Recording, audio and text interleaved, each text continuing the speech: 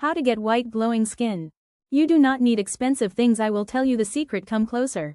Your friends will be amazed and asking what's your secret.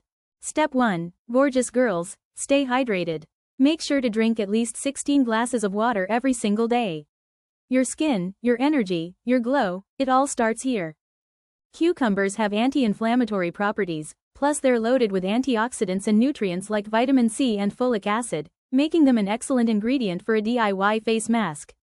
Wash and cut cucumber into thinly slices, then apply thin layer of aloe vera gel on your face so that slices do not slide off your face. Place slices on your face carefully, lie down. Relax for 10 minutes, wash it with normal water. Gives you fresh glow. In this remedy you need 1/2 cup rice and honey. Wash rice for about 3 times. Add 1 cup water and cook it until you see mushy consistency. Take it off the heat and let it cool. Put them into the blender. Add 2 tablespoons of honey and blend. Just apply it on your face. After 10 to 15 minutes rinse it off with lukewarm water. Rice helps in brightening. Soft skin gives you radiant shiny glow.